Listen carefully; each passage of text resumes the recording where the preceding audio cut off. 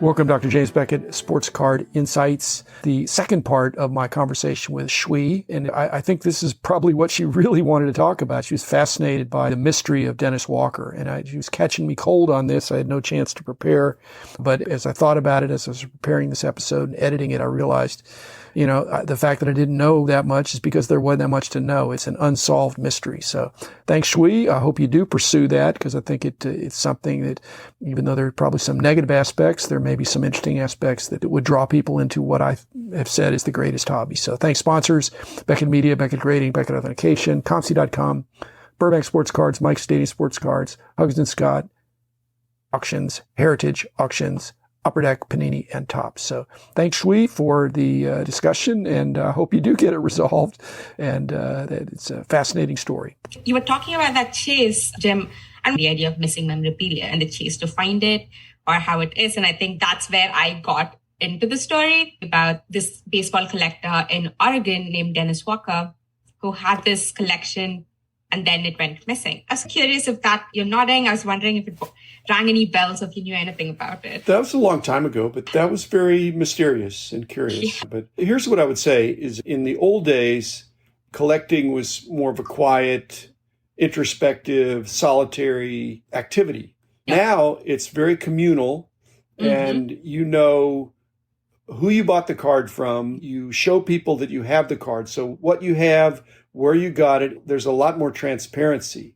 With Dennis Walker, there wasn't much transparency at all to know what's going on. I wouldn't say that it couldn't happen again, but now so many of the cards are graded and they have serial numbers, so they're really trackable. The industry has made strides, right? But it's still a hobby at the heart of people collecting things they like and other people buying and selling and trading. I was looking at some of the memorabilia that went missing from his collection, and some of the standouts were, of course, like a few cards that I noted down, Jim. I was curious how much they'd be today, if found, how much they'd value at a market, even if it came to you. I think one of it was the 1933 Napoleon LaJoie cards, and then an uncut sheet of the 1933 Goudet cards with Babe Ruth on the top row, T206 Honus Wagner cards. Are these common? How much would they value at if they go on sale today? Let's just say each one of those, there probably would be 100 or less in the world of those cards. They're some of the most valuable cards that you could have. But nowadays, I think the industry is moving toward identification and authentication that includes a digital fingerprint to know which one of these it is. Because like for some of those cards you're talking about, back 50 years ago, people knew exactly who had those cards because there were so few of them. And they were the hands of the serious collectors. And now it's gotten bigger, but still you can know the pedigree, the provenance of a certain card. With Dennis Walker's stuff, I'm sure that went underground. I don't think that stuff was graded. And so if you wait a certain period of time and then you can bring it again, it's just very mysterious to me. I don't know all the details. And nowadays that'd be more difficult. If something was stolen, you would know which one of the Lajoies, which one of the Gaudy sheets, which one of the Wagners. And frankly, the money into the Wagner would be in the millions of dollars. Right. And so the Lajoie used to be almost as valuable, but that could be $100,000. Yeah. For millions of dollars, the FBI gets involved, the Federal Bureau of Investigation. For $100,000, maybe not. But for millions of dollars, I think they get involved. And then people get in trouble. They go to jail. And good. If they commit crimes like that, they should be put away. Absolutely. I definitely think the FBI are involved anyway. But as you mentioned with the cards, even about Dennis Walker itself, there's just so little about his life and about his existence on this planet that it's hard to piece together what happened. But I think it's a very fascinating story. And it's a subject for Serial or some other podcast. But unfortunately, I just don't know that there wouldn't be a lot of dead ends because there's just not enough known. And I think he was cryptic himself. And so finding enough, but again, that's the kind of thing people love of a podcast. The final episode Shwe needs to be mystery solved. And I'm not sure it can be solved, but it's an interesting story. When I talk to other people about it, at least like people within my work organization, and we discuss these things about the storytelling. There's one part of me which goes, the chase is also an incredibly, I feel like that's just intrinsic to me as a journalist, like going after something. But I fully agree. I think there has to be a destination where am I taking? Otherwise people, most journalists, and my criticism of journalists, if they're investigative journalists, is that they write the headline and then they do the story and the research. And really, you have to do the research and see where it takes you.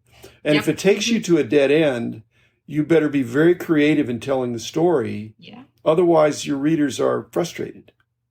Then you have the TLDR thing where people don't, again, the longer it is, I'm being your journalism professor now, the longer it is, Shwe, the better it has to be. You can't do mediocre long form work. If you have a short story or some little vignette and it doesn't hit on all cylinders, then that's one thing. But if it's a book or something lengthy, it needs to come out with a moral of the story or the mystery solved or something like that. I absolutely agree, Jim. It's great that you bring it up because I feel like it's good to be reminded. I love long form storytelling. That's where I want to be. I want to be an investigative journalist as well. It's always good to be reminded occasionally where the story has to go. But I'll give you a business idea for you. If you wanted, this would not be the popular path. It's the road less traveled. But most of the authoritative pieces that are done in journalism, again, I'm just editorializing here, but I think there's a cancel culture in journalism too. And it would be an unpopular stance. But if you were just to take a fresh look at some of the definitive and somewhat authoritative stories of situations in our culture, and just to take the counterpoint and just to see where it goes, because most of the journalists, they will ask a question, but they phrase the question the way they want to phrase it. And then they come up with an answer, and that answer is a true answer to that question. But if you were a journalist that asked other questions, that said, well, they didn't ask this question, now I wonder what that is. I think there's room for that. Now, where you get published, because there's a lot of cancel culture. For example, think about the Dennis Walker situation in a kind of a counterinstinctive or counterintuitive way. To me, that would be interesting. That would be interesting journalism. I listen to Intelligence Squared U.S. Debates. It's a podcast. And it comes out once a week. And they take themes that are in the culture and the politics, and they'll have two experts on each side and have a very well-moderated, short-form debate. It's an hour. And the goal is not to convince, well, the original format, they had 100 people in the live audience, and they polled all the people at the beginning if they were in favor of the proposition or against it. And if it was 60 of them were in favor and 40 were against, then at the end of the debate, they asked the same question. And whoever moved their position the most would be the winner. So it could still be a majority, but less of a majority. But these debaters are very top-notch, very respectful, great credentials. But I'm not seeing that in the culture. If you watch your news station that is slanted the way you are comfortable, and I'd like to see something that's more balanced, where your goal is not to persuade somebody, but allow yourself to be persuaded that you don't know everything. You come in and you take a fresh pair of eyes to something. And why are they doing that? Those are some of the questions that need to be asked. If you're going to dedicate your life to something, you can either go with the flow and do what everybody else does, or it might be the unpopular position, Shwe, to say, everybody is saying this. I'm going to investigate whether or not there's more to the story. To me, there's a podcast there too. And any kind of journalism. People want to know the whole story. I think including the journalist as well. But how would that look like in Dennis Walker's situation, Jim? You'd have to do a lot of original. You'd have to get to people that knew him well and all that stuff. It's a cold trail now, I think. But still, there are people that it's not 6 degrees of separation, but you wouldn't know where it would take you. You would talk to somebody, and if you're really passionate about it, which I think some of these serial type podcasts, they really get into secondary and tertiary sources to where, who else could I talk to about this? And that'd be fascinating. Yes. Hopefully, I am very excited about this story and where it could take me. I feel like because the trail is so cold, I think it's just a vast, endless amount of possibilities. You could go anywhere with it. And I think I'm very open to that. That's what I love about the story. But more and more people that are interested in this category of sports cards and memorabilia. So baseball, especially. Absolutely. I was listening to Serial, the first season, like the one that really kick-started podcasting. Back to me, it was actually quite interesting listening to it now to see how different my perspective was on it. Because I remember listening to it back then and thinking, this is mind-blowing. It's going to change everything. And it did.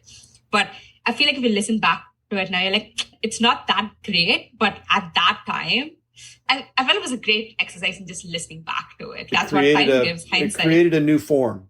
It definitely did. So I'm just saying there's other new forms to be created. Absolutely. And the young people will figure those out. They didn't know if it was going to be a big success or a small success. I think they thought they had something, but now it's created a genre.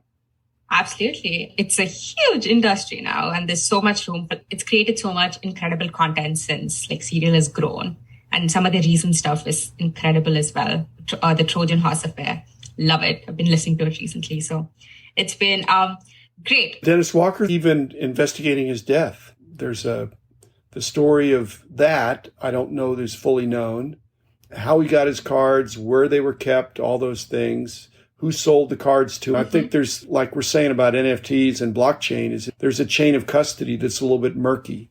Yep. And where he got his money, what happened to lots of things. Anyone back in those days or anyone who's still operating now, any collectors who would have known him? Again, they would be old. Yes. When did he die? Yeah. He died in 1989. I don't know where he got his cards. Yeah. And I haven't thought about this in 30 years. There was a lot more to the story. There were lots of rumors about him and the source of the money, how he died, those kind of things. He wasn't in the mainstream. Most of the collectors back in those days, especially in the 70s, everybody knew everybody and they knew where they got their cards, and they wouldn't broadcast it, but they would narrowcast in the fraternity, in the clan, in the tribe of card collectors. It was a smaller group. I was in that group. When we'd be at these card shows together, there'd be hundreds of people there, not thousands or tens of thousands. And they would get together and they would share in confidence of where they got their cards. And there were territorial kind of things, but he wasn't part of that. So that made him like an outsider, even when he had that stuff. I think it was really fascinating that he ended up opening his own Dennis Walker's National Baseball Hall of Fame. You can't get those cards at your local card shop. He had to have some people finding these cards for him. Those cards wouldn't have been in Oregon. The big cards, they wouldn't be. But somebody there might have known. But I just don't remember anybody that really knew him. Yeah. He had supposedly had these huge cards. He did. These are just known to us. That there's so much more that's in the unknown. That's cream of the crop, what you said. But again, there was some question about everything. Yeah. There's a National Sports Collectors Convention that's late July in Atlantic City. But all the people there would be people that could potentially, that would be the greatest concentration of people that could have known Dennis Walker.